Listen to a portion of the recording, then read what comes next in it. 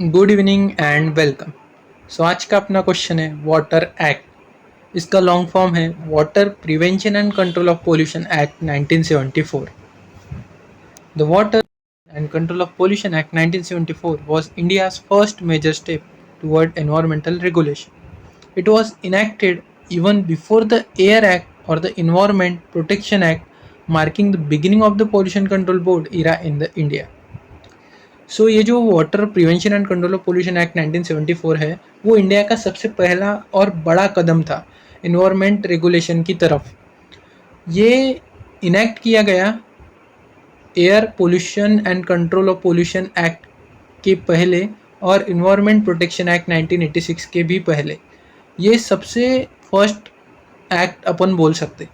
इसने मार्क कर दी, मतलब इसने बिगिन कर दिया pollution control board era in India. For a student, it is best to understand this act through its institutional structure and its consent mechanism. वो अभी अपन नीचे देखेंगे। Objectives of the act. The act was passed with three primary goals. एक तो था prevention and control of water pollution, जो कि नाम के अंदर ही है। उसके बाद मेंटेनिंग और restoring the wholesomeness of water, quality of water in rivers, streams and wells. और तीसरा था establishment of boards to carry out this purposes. तीन प्राइमरी गोल्स थे ये एक्ट इम्प्लीमेंट करने के। पहला आता prevention and control of water pollution, जो भी प्रदूषण बढ़ रहा था पानी का वो कंट्रोल करना और उसको प्रिवेंट करना। देन मेंटेन करना और रिस्टोर करना पानी की जो ओरिजिनल क्वालिटी है, मतलब अच्छा पानी को रिस्टोर करना और क्वालिटी बढ़ाना पानी की, जो भी रिवर, स्ट्रीम्स या वेल्स के पानी थे, मतलब कुआं, नदी या इसके स्ट्रीम्स वगैरह के। Establishment of boards to carry out this purpose, और इस्टेब्लिशमेंट करना वो बोर्ड्स का, water prevention and control boards, जो ये दोनों चीज़ें कर सकें। तो ये मेन प्राइमरी गोल्स थे। The institutional framework, the act created a two tier system of regulatory bodies that we see across India today. इसने टू टीयर सिस्टम बनाया। सबसे पहले central pollution control board and then आता state pollution control board. Central pollution control board, The functions it functions at national level. It advises the central government, coordinates the activities of state boards and sets the technical standards for water quality. तो ये central pollution control board national level पे पर function करता है, ये तो नाम से ही समझ में आ रहा है, सेंट्रल। देन ये इसका दूसरा काम है कि एडवाइस करता है ये सेंट्रल गवर्नमेंट को और कोऑर्डिनेट करता है स्टेट बोर्ड की एक्टिविटीज़ के साथ एंड टेक्निकल स्टैंडर्ड बनाता है कि वाटर क्वालिटी कैसी होनी चाहिए उसके लिए। State pollution control board SPCBs function at the state level, ये भी नाम से ही समझ में आ रहा स्टेट बोल के। तो they are on the ground implementers who inspect factories, monitor sewage and grant और रिजेक्ट परमिशंस फॉर इंडस्ट्रीज। ये जो स्टेट पोल्यूशन कंट्रोल बोर्ड है ये एक्चुअल मेन काम करते, ये ऑन ग्राउंड इम्प्लीमेंटर्स रहते, मतलब इनका काम रहता जो भी फैक्ट्रीज है उनका इंस्पेक्शन करना, उसके बाद उनसे निकला हुआ जो गंदा वेस्ट है या फिर जो भी सीवेज है उनको मॉनिटर करना। देन परमिशन जो रहती इंडस्ट्रीज़ को, उनको ग्रांट और रिजेक्ट करने का काम भी स्टेट पोल्यूशन कंट्रोल बोर्ड्स करते। The consent system section 25 and 26, this is the most important part of the act for legal practice. No person can establish an industry or treatment plant that discharges sewage or trade effluent into the water body without prior consent of state board. ये most important part है इस act का legal practice के लिए।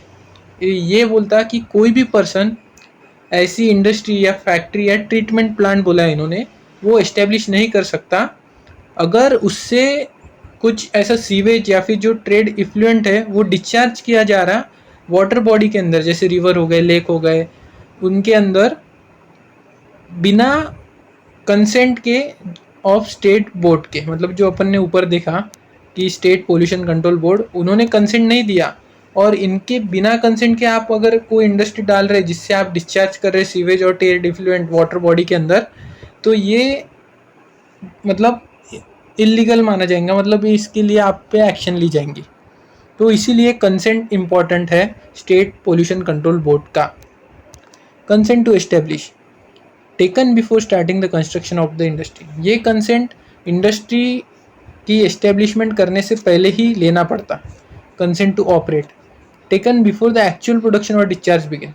मतलब दो consent है, एक तो कंसेंट टू एस्टेब्लिश और दूसरा consent to operate. Consent to establish मतलब इंडस्ट्री फॉर्म करने से पहले आपको, मतलब ये क्या बोलते हैं, प्री कंसेंट बोल सकते हैं अपन इसको। और ये जो कंसेंट टू ऑपरेट है, ये जब आप एक्चुअल प्रोडक्शन या फिर अगर आप डिस्चार्ज कर रहे हैं तो वो चालू करने से पहले आपको ये कंसेंट टू ऑपरेट लेना पड़ता। The key powers of State Board. To ensure the law isn't just on the paper, the State Pollution Control Boards are given significant teeth. मतलब कि ऐसा ना हो कि बस पेपर पे लॉज बन के रह जाए, इसीलिए स्टेट पोल्यूशन कंट्रोल बोर्ड को कुछ पावर्स दी गई है जिनसे वो ये प्रैक्टिकली इम्प्लीमेंट कर सके। सबसे पहले आती है section 21, power to take samples. Officers can take samples of any effluent being discharge into stream और वेल फॉर एनालिसिस। मतलब ये जो एसपीसीबी है वो उनके ऑफिसर्स भेज सकते हैं सैंपल्स लेने के लिए। कोई भी इफ्लुएंट अगर वो डिस्चार्ज किया जा रहा स्ट्रीम और वेल के अंदर और उससे पॉल्यूशन हो रहा किसी इंडस्ट्री के द्वारा, तो वो एनालिसिस के लिए वो सैंपल्स ले सकते। Then power of entry and inspection section 23, they can enter any industrial plant at reasonable hours to check if the pollution control equipment is working. मतलब उनके पास ये भी पावर है कि वो किधर भी एंटर कर सकते, मतलब किधर, मतलब इंडस्ट्रियल प्लांट, फैक्ट्री वगैरह, और मतलब रीजनेबल आवर्स में, मतलब वर्किंग आवर्स में, ये चेक करने के लिए कि उनके जो पॉल्यूशन कंट्रोल इक्विपमेंट है, जो भी मशीनरीज है उधर जो पॉल्यूशन कंट्रोल करते, वो ठीक ठाक वर्क कर रहे कि नहीं। Power to restrict section 25, they can refuse consent if the industry doesn't have a proper effluent treatment plan.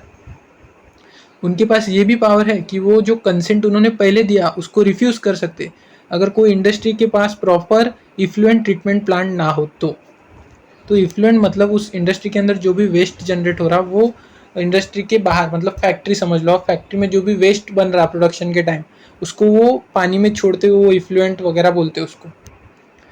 Power to give directions. Section 33A.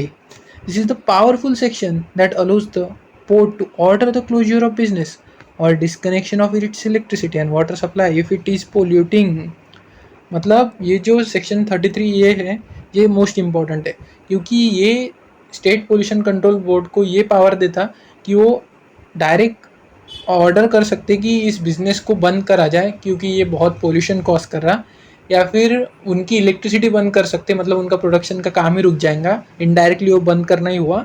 And उनका वाटर सप्लाई रोक देंगे अगर वो पॉल्यूशन कॉज कर रहे तो, अगर मतलब वो फैक्ट्री अगर कोई वाटर का इस्तेमाल करना पड़ता उनको प्रोडक्ट बनाने में, और अगर उनको वाटर सप्लाई रोक दिया तब भी उनका काम बंद पड़ जाएगा। तो तीनों कंडीशन में ये फैक्ट्री को बंद करने की ही कोशिश की थी, मतलब करते अगर वो ज़्यादा ही पोल्यूशन कर रहे तो। Then prohibition on polluting, section 24. This section states a simple but strict rule. No person shall knowingly cause or permit any poisonous, noxious or polluting matter into any stream, well, sewer or on the land. मतलब ये section simple but strict rule बताता कि कोई भी व्यक्ति जानबूझ के knowingly अगर कॉज करता है, मतलब या फिर परमिट करता है किसी भी पॉइजनस, नॉक्शियस या पोल्यूटिंग मैटर को स्ट्रीम, वेल या सीवर और लैंड पे डालने को, तो वो लायबल रहेगा, क्योंकि ये प्रोहिबिट है कि आप आपका जो भी वेस्ट होता है जनरेट, उससे एनवायरनमेंट को पोल्यूट नहीं कर सकते। The act define stream very broadly.